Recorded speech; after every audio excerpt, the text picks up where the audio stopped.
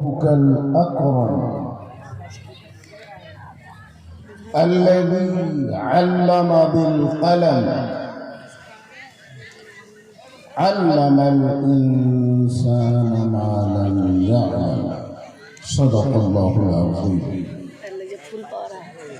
وصدق رسوله النبي الأمين الكريم ونحن على ذلك لمن الشاهدين والشاكرين والحمد لله رب العالمين.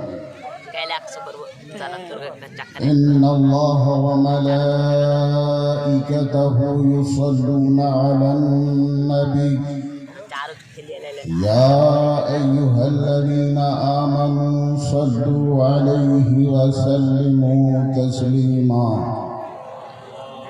اللهم صل على سيدنا مولانا محمد وعلى آل سيدنا وعلى آل سيدنا مولانا محمد. اللهم صل على سيدنا ومولانا محمد معدن الجود والكرم منبع العلم والحلم والحكم وبارك وسلم صلاة وسلاما عليك يا رسول الله.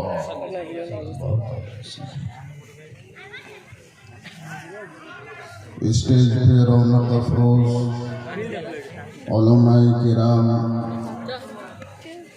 ائمہ مساجد، مداحان رسول، طالبان علوم اسلامیہ،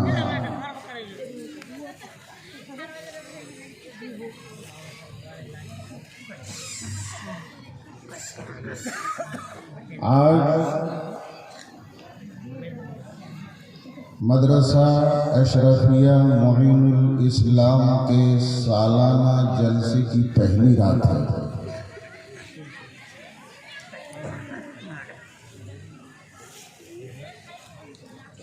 مدرسے کا جلسہ ہر سال ہوتا ہے اور اس جلسے کا، اس محفل کا ایک خاص ادیش ہے، مقصد ہے. مقصد یہ ہے کہ لوگ مدرسے کی کارکردگی،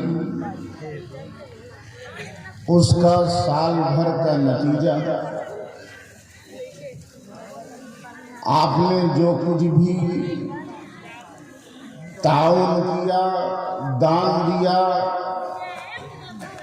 طالب علموں کو اپنے گھر میں، مہمانان رسول کو اپنے یہاں رکھ کر کے ان کی ضیافت کی، ان کی مہمان نوازی کی، جو کچھ کھلایا پلایا، یہ سب کا نتیجہ ایک سال کا آپ کے سامنے آئے اور آنے والے وقت میں ادارے کو کیسے آگے بڑھایا جائے، اس کا معیار کیسے اونچا ہو، تعلیم کیسے مضبوط ہو، اس کا منصوبہ بنایا جائے اور آپ اس کے لیے بڑھ چڑھ کر کے حصہ لیں. یہی مین ادیش ہے اس جلسے کا.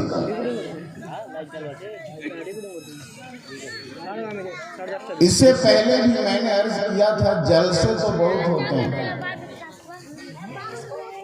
کانفرنسیں بہت ہوتی ہیں، لیکن میں بلا مبالغہ یہ کہنا چاہتا ہوں کہ لگ بھگ 90% جلسے ایسے ہوتے ہیں جن کا کوئی مقصد سمجھ میں نہیں آتا.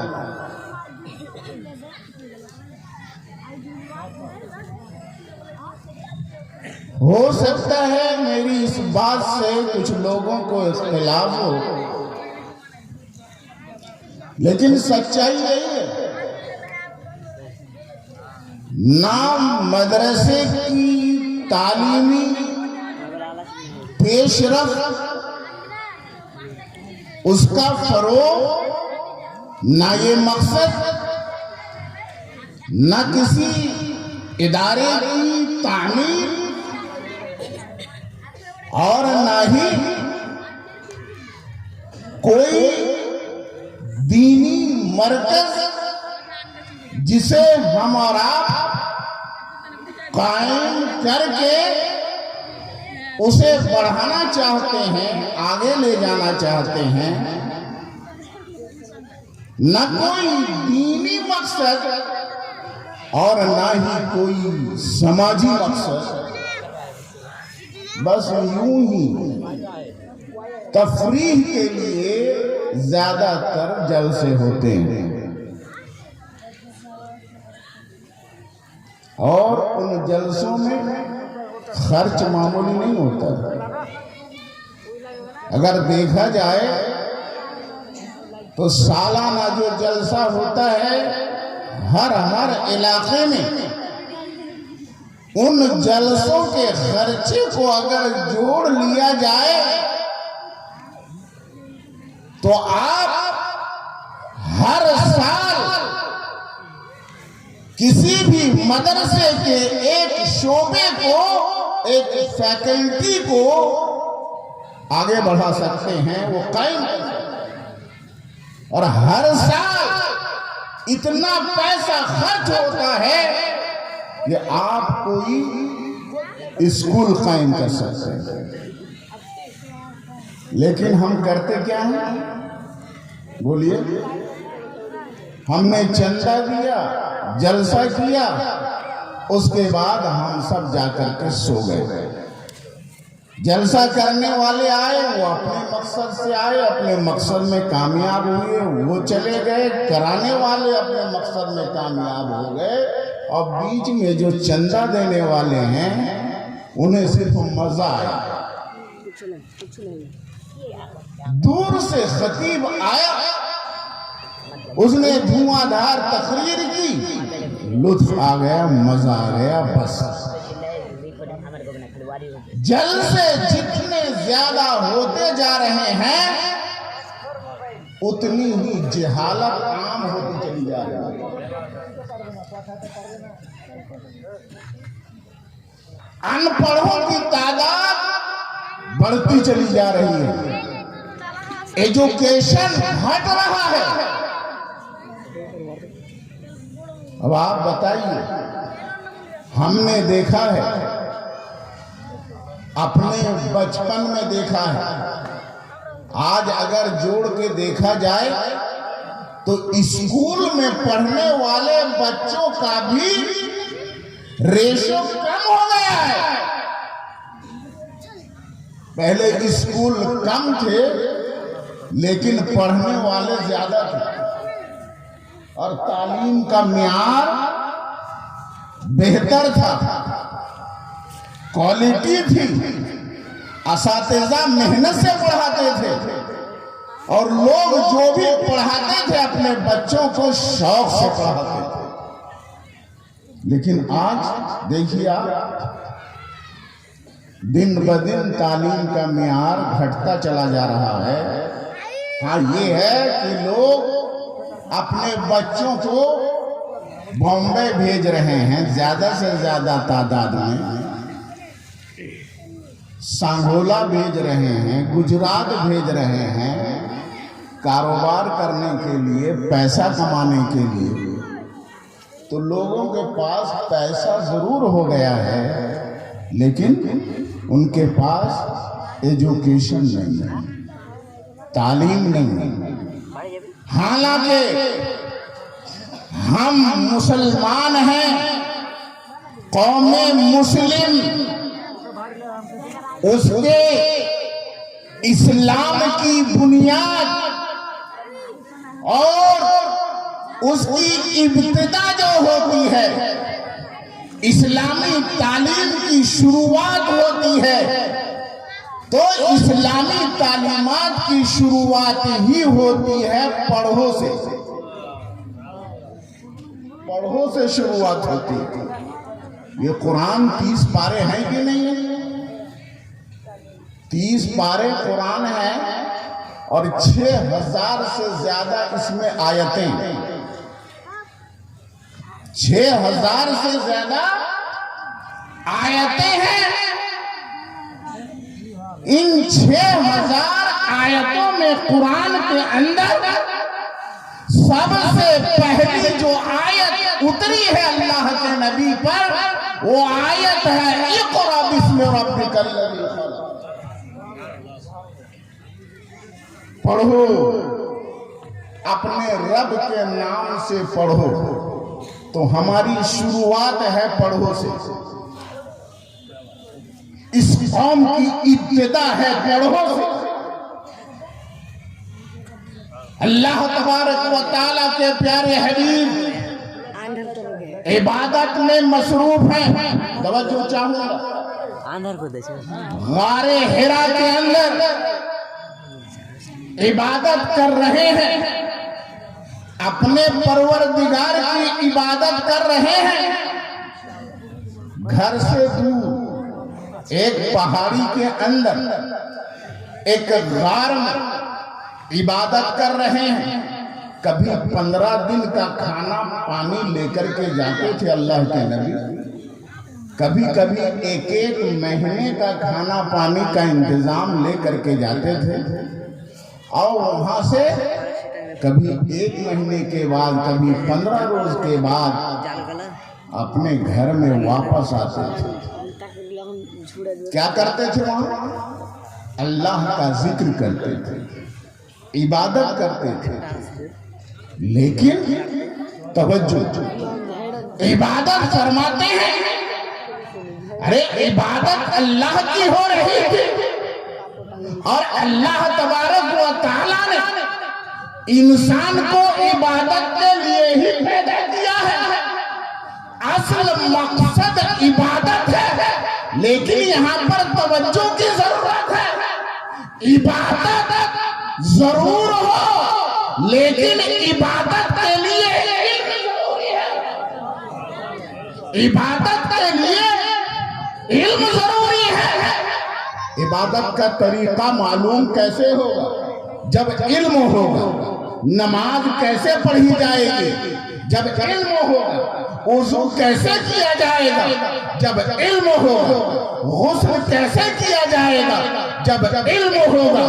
نماز اور زکوٰۃ و حج، یہ سب کا طریقہ معلوم ہوگا علم کے ذریعے سے۔ گویا اللہ تبارک و تعالیٰ نے پہلی وحی اقرا نازل فرما کر کے اپنے پیارے حبیب کو یہ بتا دیا کہ اے میرے پیارے حبیب، عبادت تو آپ کیجئے، لیکن اس کے ساتھ ساتھ علم ہونا چاہیے۔ یہ پیغام آپ کی امت کو جانا چاہیے، آپ کی امت کو معلوم ہونا چاہیے کہ عبادت کے ساتھ ساتھ پڑھنا ضروری ہے، علم ضروری ہے۔ اس لیے حضرت جبریل امین کو بھیجا اللہ تبارک و تعالیٰ نے۔ حضرت جبریل امین سورہ علق کی 5 آیتیں لے کر کے اترتے ہیں اور اللہ کے پیارے نبی کو اپنے سینے سے لگاتے ہیں۔ توجہ، ارے نبی تو پڑھے پڑھائے ہوئے تھے، نبی کو پڑھانے کی ضرورت نہیں تھی، اللہ نے تو سب کچھ سکھا دیا تھا، لیکن یہاں پر مزاج دیا جا رہا تھا۔ حضرت جبریل امین نے اللہ کے نبی کو اپنے سینے سے لگایا اور زور سے دبایا۔ دبایا کیوں؟ توجہ، زور سے دبایا اور چھوڑ دیا۔ اس کے بعد کہا اقرأ، پڑھیے۔ اللہ کے نبی نے کیا فرمایا؟ ما انا بقاری، ما انا بقاری، میں پڑھنے والا نہیں۔ یہاں پر کچھ مولویوں نے اس کا معنی کیا میں پڑھنا نہیں جانتا۔ میں پڑھنا نہیں جانتا. علماء سمجھ گئے ہوں. ان مولویوں کا میں نام نہیں لینا چاہتا. بات سمجھ میں آئی؟ کھٹا کھٹ سجدہ کھٹا کھٹ سجدہ، تسبیح پہ تسبیح، ڈگر ڈگر نگر نگر تبلیغ کرتے پھرتے ہیں. نبی تو ہماری طرح ہے. کہا ہم بھی پڑھنے والے نہیں، پڑھنا نہیں جانتے. معذاللہ نبی بھی پڑھنا نہیں جانتے تھے. ماں انا بے قاری، ارے کون سی ڈکشنری میں ہے؟ قاری کا معنی تو پڑھنے والا. تو میں پڑھنا نہیں جانتا کہاں سے معنی آ گیا؟ ماں انا بے قاری، میں پڑھنے والا نہیں. اب میں آپ سے پوچھنا چاہتا ہوں، قاری صاحب کس کو بولیں گے؟ میں آپ کی زبان میں سمجھا رہا ہوں. قاری صاحب کس کو بولیں گے؟ بولیے. ارے قاری جو بھی ہوگا، پڑھنے والا جو بھی ہوگا، ہم اپنی اصطلاح میں قاری صاحب قرآن کے پڑھنے والے کو بولتے ہیں کہ نہیں؟ تو قاری جو بھی ہوگا اس کا کوئی استاد ہوگا کہ نہیں؟ جو بھی قاری ہوگا اس کا کوئی پڑھانے والا ہوگا کہ نہیں؟ کوئی استاد ہوگا کہ نہیں؟ اور قاری جو بھی ہوگا وہ انسان ہوگا، تو اس کا پڑھانے والا بھی انسان. اس لیے پڑھنے والے کو قاری کہا جاتا ہے اور پڑھانے والے کو مقری کہا جاتا ہے. پڑھنے والا قاری اور پڑھانے والا مقری. اللہ کے نبی نے یہ فرمایا کہ میں نے کسی استاد سے پڑھا نہیں ہے. دنیا میں کسی استاد نے مجھے پڑھایا نہیں. میں قاری نہیں ہوں، میں پڑھنے والا نہیں ہوں. ایک مطلب تو یہ ہے. دوسرا مطلب یہ ہے میں نہیں پڑھتا، میں تو عبادت میں مصروف ہوں، میں تو رب کے ذکر میں مصروف ہوں. میری توجہ تو اپنے پروردگار کی طرف ہے. توجہ چاہوں گا. میں نہیں پڑھتا. قاری کا مطلب میں نہیں پڑھتا. میں ترجمہ اس لیے کر رہا ہوں، علماء جانتے ہیں قاری جو ہے یہ فعل مضارع سے بنتا ہے. فعل مضارع سے بنتا ہے. تو قاری کا مطلب ہوا ما انا بے قاری کا مطلب لا اقرأ، میں نہیں پڑھتا، میں نہیں پڑھتا، میں نہیں پڑھوں گا. اس لیے کہ میرا دھیان کسی اور ہے، کسی اور کی طرف ہے، اپنے پروردگار کی طرف ہے. حضرت جبریل امین نے دیکھا کہ یہ تو دوسری طرف ان کی توجہ ہے، ادھر دھیان دیتے ہی نہیں. تو پھر حدیث پاک میں آیا ہے حضرت جبریل امین نے ایک مرتبہ اور زور سے دبایا کہ توجہ میری طرف ہو جائے، لیکن ابھی بھی اللہ کی طرف سے توجہ ہٹتی نہیں. اللہ کے نبی کی توجہ ابھی بھی اپنے پروردگار کی طرف ابھی بھی توجہ ہٹی نہیں. زور سے پھر دبایا اور جب دیکھا توجہ تو ہٹتی ہی نہیں تو فرمانے لگے ارے اسی رب کے نام سے پڑھیے جس کی طرف توجہ ہے. اقرأ بسم ربک الذی خلق، اسی رب کے نام سے پڑھیے جس نے پیدا کیا. اسی رب کے نام سے جس کی یاد میں آپ لگے ہوئے ہیں، اسی رب کے نام سے جس کی عبادت آپ کر رہے ہیں. جیسے ہی اپنے رب کا نام سنا پیارے نبی پڑھنے لگے، پیارے نبی پڑھنے لگے. اب آپ مجھے بتائیے کیا اللہ کے نبی کو حضرت جبریل امین نے پڑھنا سکھایا؟ یہ عقل کے اندھے کہتے ہیں جبریل امین نے سکھایا. ارے جبریل امین کیسے سکھاتے؟ جبریل امین تو اللہ کا کلام لا رہے ہیں اور کلام کا مطلب کیا ہے؟ بات سمجھ میں آ رہی ہے نا؟ اللہ نے کلام اتارا اور کلام کا معنی کیا ہے کہیں کہیں حضرت جبریل امین کو بھی پتہ نہیں ہے، لیکن جیسے ہی حضرت جبریل امین نے وہ کلام اللہ کے نبی کے سامنے پیش کیا تو اللہ کے نبی نے فرمایا میں نے سمجھ لیا۔ تو وہ کیسے استاد ہیں؟ انہیں خود پتہ نہیں معنی کیا ہے، مطلب کیا ہے، لیکن جسے سکھایا جا رہا ہے وہ کہہ رہے ہیں میں سمجھ گیا۔ پتہ یہ چلا حضرت جبریل امین کلام لانے والے تھے، خالی واسطہ تھے، خالی بیچ میں میڈیٹر تھے۔ ارے پڑھانے والا تو رب تھا، پڑھانے والا تو اللہ تھا، اس لیے اعلان ہو گیا الرحمن علم القرآن، رحمان نے اپنے پیارے حبیب کو قرآن پڑھنا سکھایا، رحمان نے سکھایا۔ میرے دوست اور بزرگوں، میں عرض کر رہا تھا کہ ہماری تاریخ ہے اقرا، وحی کی ابتدا ہی ہوتی ہے اقرا سے۔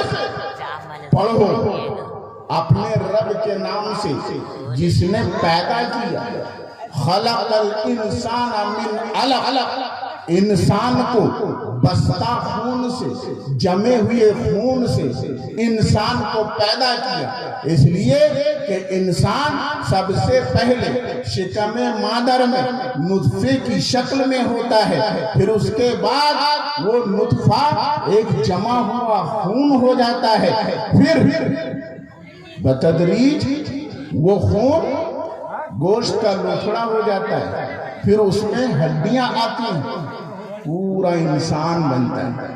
حضرات کرام فرمایا اللہ تعالیٰ نے خلق الانسان من علق، جس نے انسان کو جمے ہوئے خون سے پیدا کیا۔ اقرا، پھر پڑھیے اے نبی پڑھیے، وَرَبُّكَ الْأَكْرَمُ، آپ کا رب بہت بزرگ ہے، بہت بڑا ہے۔ الَّذِي عَلَّمَ بِالْقَلَمِ، جس نے قلم سے سکھایا، قلم سے سکھایا، قلم سے علم دیا۔ اب یہاں پر توجہ، اقرا پڑھو، علم بالقلم، قلم کے ذریعے سے تعلیم، قلم کے ذریعے سے علم دیا۔ تو یہاں پر یہ جو 5 آیتیں ہیں سورہ علق کی، ان 5 آیتوں میں پڑھنے کا بھی ذکر ہے اور لکھنے کا بھی ذکر ہے۔ آج جو یہ لوگ ساکشرتا ابھیان چلا رہے ہیں نا، بیٹی پڑھاؤ بیٹی بچاؤ، پڑھو گے بنو گے نواب، یہ سب جو سلوگن دیا جا رہا ہے، یہ جو نعرے دیے جا رہے ہیں، یہ نعرہ تو ہم کو 1400 سال پہلے ہی دے دیا گیا ہے۔ آج یہ کہہ رہے ہیں پڑھو لکھو، 1400 سال پہلے جبکہ انسان کو پڑھنا نہیں آتا تھا، انسان جنگلوں میں بسیرا کیا کرتا تھا، انسان کو بولنے کا سلیقہ نہیں آتا تھا، انسان انسانیت سے دور تھا۔ ایسے ماحول میں رب کے پیارے حبیب صلی اللہ تعالی علیہ وسلم نے پوری دنیا کو یہ درس دیا ہے، اقرأ باسم ربک الذی خلق، اپنے رب کے نام سے پڑھو۔ پتہ یہ چلا پڑھنا وہی کامیابی ہے، لکھنا وہی کامیابی ہے، علم وہی کامیابی ہے۔ اسی علم سے انسان کامیاب ہوگا، اسی پڑھائی سے انسان بنے گا جس پڑھائی میں رب کا نام شامل ہے۔ بسم ربک الذی، جس پڑھائی میں جس لکھائی میں رب کا نام شامل ہے۔ اگر رب کے نام سے ہٹ کر کوئی تعلیم ہے، اللہ تبارک و تعالیٰ کے نام سے ہٹ کر کوئی پڑھائی لکھائی ہے، تو وہ پڑھائی لکھائی تو ہے وہ کہنے کو تو علم ہے، وہ کہنے کو تو گیان ہے، لیکن حقیقت یہ ہے کہ وہ گیان نہیں ہے، وہ جہالت ہے، وہ علم نہیں ہے، وہ مفتہ ہے۔ ایسا آدمی وہ کلیکٹر تو ہو سکتا ہے، بیرسٹر تو ہو سکتا ہے، ڈاکٹر تو ہو سکتا ہے، انجینئر تو ہو سکتا ہے، لیکن جس علم کی بنیاد پر، جس تعلیم کی بنیاد پر، جس ایجوکیشن کی بنیاد پر انسان بنتا ہے، وہ ایجوکیشن اس کے پاس نہیں ہے، وہ تعلیم اس کے پاس نہیں ہے۔ جس تعلیم سے انسان بنتا ہے، وہ تعلیم ہے۔ جس قلم کے ذریعے سے انسان بنتا ہے، وہ قلم وہ ہے جو رب کے نام سے لکھتا ہے، اور وہ انسان وہی پڑھا لکھا ہے جو رب کے نام سے پڑھتا ہے۔ حضرات گرامی، یہی وجہ ہے کہ آج جو کچھ بھی تعلیم کے نام پر ہم اور آپ اپنے بچوں کو پڑھاتے ہیں نا، MBA کرواتے ہیں نا، MBA ہوتا ہے۔ یہ MBA کیا ہے؟ میں کہتا ہوں MBA کو ایجوکیشن کہنا ہی غلط ہے، اسے تعلیم کہنا ہی غلط ہے۔ بولیے، ارے انجینئرنگ کو تعلیم کہا جا رہا ہے، اسے تعلیم کہنا ہی غلط ہے۔ تعلیم تو وہ ہوتی ہے جو انسان کو انسان بناتی ہے۔ MBA سے آدمی بہترین بزنس مین ہو سکتا ہے، بہترین معاشیات کا ماہر ہو سکتا ہے، بہترین کسی بھی کمپنی کا وہ مینیجر بن سکتا ہے۔ لیکن کیا MBA کی تعلیم یہ گارنٹی لیتی ہے کہ اسے اچھا انسان بنا دے؟ بولو، کیا انجینئرنگ کی تعلیم میں یہ گارنٹی ہے وہ اچھا انسان بھی بنے گا؟ کیا ڈاکٹری کی تعلیم میں یہ گارنٹی ہے کہ وہ انسان اچھا انسان بنے گا؟ ہرگز نہیں۔ اگر وہ اچھا انسان بنتا، بولو، کیا ڈاکٹر ذبح کرتا ہوا نظر نہیں آتا؟ کیا غلط آپریشن کرتا ہوا نہیں نظر آتا؟ کیا پیسے کے لیے، بولو، غلط طریقے سے کیا وہ آپریشن اور کیا وہ جراحی کرتا ہوا نظر نہیں آتا ہے؟ کیا پیسے کے لیے جہاں 1000 کی دوائیاں کافی ہوتی ہیں، کیا 4000 کی دوائیاں نہیں لکھتا؟ بولو، جہاں پر ایک جانچ کافی ہے، کیا وہ 10 جانچ نہیں لکھتا؟ بولو، یہ انسانیت ہے؟